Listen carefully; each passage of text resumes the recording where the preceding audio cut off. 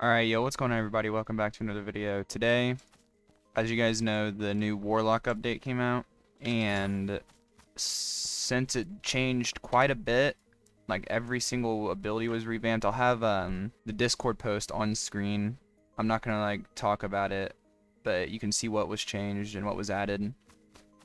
And originally I was just gonna do a showcase video, but instead I decided I'm just gonna make an actual guide. So I will cover everything on the stats, like about the stats, the build, and what I think is pretty good. And just a disclaimer, it's very early into this nuke like revamps life, so everything might not be like completely optimized, perfect, highest damage possible. And a lot of this will depend on where your gear is sitting, but I'm just gonna go over what like I think is the best and what I could figure out. And yeah, so right now I'm gonna show up a clip of me to show you where you can actually become a warlock at, and then after that we'll get straight into the build. So to get to warlock, you're just gonna come to Tree of Life. You should have already been here once to become a mage, so just go ahead and if you're not here, just use Taximan Dave to come here. But from here you're just gonna go right up to these steps,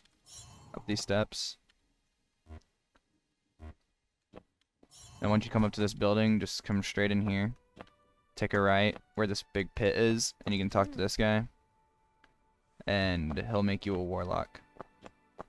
Okay, now to actually get on with the build, first we're gonna go over the abilities, right? So in adventurer, you're gonna want double slash, and then just 3-3-2 or 2-3-3 like this. The reason we have, like, you won't even use these skills, so it really doesn't matter, but yeah, I mean, those abilities don't really matter. And then in Mage Book, we're gonna have Mana Bomb maxed out, Blink maxed out, and then Thunder Call at 8. The reason we have Mana Bomb at 10 is because there are builds that can use multi-Mana Bomb, but in my opinion, it is better to do the build that I'm about to do because you get more damage on the other skills this way. And then Blink maxed because at 5 you get 22 distance. So that's for Mage. And then finally at Warlock, I have 9 Dark Pulse, 10 Desecrate, 1 Chain Binding, and 3 Blood Plague. And the reason I have these is because for both of these abilities, actually, the power increase from 9 to 10 compared to like 5 to 6 is quite a bit smaller. So the only reason I put this at 10 was because originally I had this at 2, this at 3, and then these both at 9. But I kind of realized like chain binding power isn't really needed, and you can still use this kind of effectively with the 40 meter range instead of 50 meter. So I went with the 40 meter one instead, and then instead put that other point into Desecrate, which actually increased its radius by I think 5, so it went from 25 to 30. So you don't have to get as close to the enemy, and also increased its power a little bit. And since this is already lacking in power compared to Dark Pulse, and it is also continuous damage, that like extra 31 power from 9 to 10 was, or should actually help quite a bit. And then Blood Plague is only at 3 because one, you want these as high as possible, and then you want this at least 1 so that you can stun, because once you stun you can Dark Pulse, and Dark Pulse will do a shit ton of damage. But then Blood Plague, there's only 3 points left. 4 and 5 only increase the damage by like 10, and I'm not really sure like if the duration gets too much longer with the 4th and 5th upgrades, so I just went with 3 out of 5. It seems pretty good at this point, or at this upgrade. And yeah, 10 on Desecrate, 9 on Dark Pulse, and 1 on Chain Binding. For the stat build and the equipment, I use these Archaeomagus robes because these give vitality, and then the Slime Infused hat for the crit chance. You're only gonna get 5% crit chance on Warlock, but that crit chance will allow you to crit, and if you crit the one Dark Pulse ability, it'll do like it'll do so much damage. So that 5% crit, you're not gonna crit a lot, but when you do, it's really good. And you get the 35N from Slime Infused hat, and the vitality from this is also helps with getting to the 70 vit, because I think some moves slightly scale off vit, but it's not super good. So I just have vit at 70 for the max, or for all the perks, and then the rest into int for that insane damage. And the way I get 70 vit, or well 54, and then only have to put a few in there, is because this the Archaeomagus robes give 35, and then I use the Chitin Scythe because one, this has higher base attack than webbed, and two, you can right now I only have 3 Vit scrolls on it, which Vit scrolls drop from Ancient Vit, drop from Mokotua, so they're super cheap and super easy to get, as well as the Chitin Scythe is a decently common drop from the Scarab, so it's kind of easy to get some Vit scrolls on the Chitin Scythe, and if you can just get 3 on them to get that extra 9 Vit, and then have the Archaeomagus robes, 70 Vit is super easy, and you can have all the rest in the int. Just for example, like if you wanted to do... Oh my god, what are these people doing, bro? Well, I'll just turn down the audio. If you wanted to do like multi-bomb, you're going to have to get rid of 30 stats, so you're probably going to be getting rid of 30 int. And that's going to go... Oh, well, you can't do multi-bomb with the Vit. So multi-bomb isn't really even viable. And then with like a single puddle on web staff, if you try to do that, because I compared between 3 ancient Vit on this and 3 ancient Vit on this, I think it was doing like 4. Well, I mean, we can try the stat builds. I had to change the stat builds, but just for like a small, like a kind of close comparison, if I use Dark Pulse, 17.1k, and then if I use the web staff, yeah, you see you're losing like 3k damage.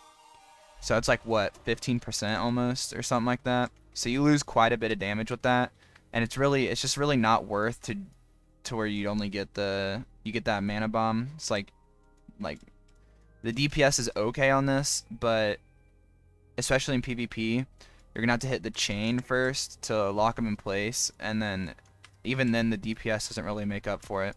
So what's better is just using the Chitin, hitting them, if you can hit them with the chain, and then just pulsing them while they're frozen. And that, like right there, is 1600 damage. Also, just so you know, the more health you have, not like your max HP, but your HP out of your total. So like if I'm maxed out right now, it'll do the more damage. So like, just for example, 17.9k right there. And then if we wait, when I have this much HP,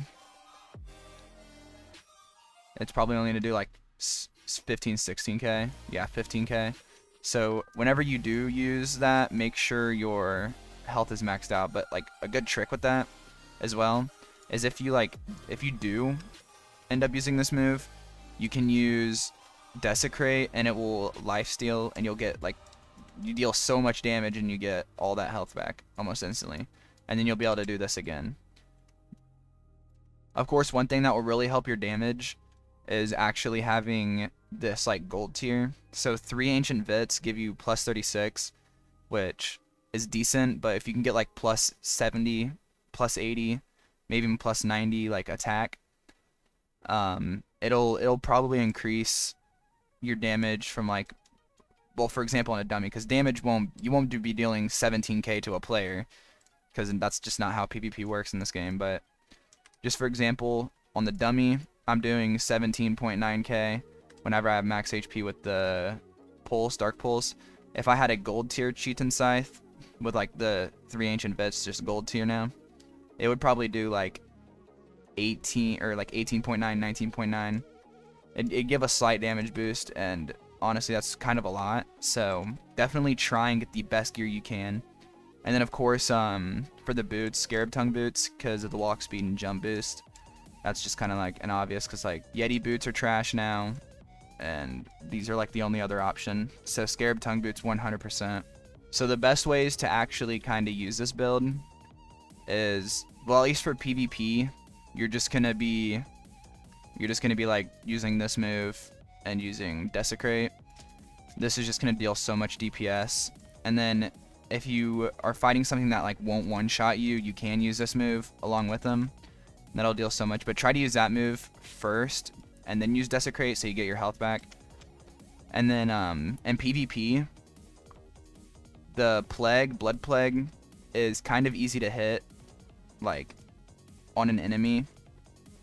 So you're probably gonna start with that, and then that kind of messes with their vision and stuff. So you can, if they try to fight you still, it'll probably be pretty easy to hit the chain skill on them. And then if not, you can kind of like try and bait them into coming at you and attacking you. Chain them, and if you hit that chain, you can just go like that, and then start that right as soon as you can. And then you just follow them around with this. Try and stay like away from them, kind of like at this distance, so they can't actually hit you. But follow them, or if they're chasing you, try to stay at that distance and run away from them. I mean, dude, it does so much damage. This stuff will probably get nerfed, but since it is so early in the class's life, things are kind of unbalanced. So expect some nerfs from this. This might not be as strong whenever you make this, but it's definitely really good right now. And this skill will probably continue to be good. I don't see them nerfing it like straight into the ground. It'll probably still be a good skill. So even like in 2-3 months time, this will probably be the skill build that you want anyway. Cause like, just to explain why you don't want these, Dark Ritual, sacrifice your own health to gain mana. Not only does this interfere with your Dark Pulse's damage if you try to use this first, but it's also just like you don't gain that much mana. You could just buy these guild potions, and they heal 300 or give you 300 mana, which is half of what you have at this point. And then Pillage Vitality. For Pillage Vitality to be good, you have to max it out, or like almost max it out. So you're at the very least gonna be wasting like 3 or 4 points, because right now at 1 you only have 1 bolt, and I'm pretty sure it does less damage. Okay, no, it does a little bit more than the chain binding. So instead of wasting like 1 point in that, we just put it in chain binding, which gives you the same projectile, except it doesn't go as far, but it like locks them in place for you to use your other moves. Alright, so hope you guys did enjoy that video. If anything becomes more meta later on, because we're going to have more weapons and stuff like that, I will make a pinned comment or update you in the pinned comment, so make sure to check the pinned comment if you're watching this like months later. But other than that, I hope this build helped you. I hope this guide helped you. And yeah, see you guys in the next video. Peace.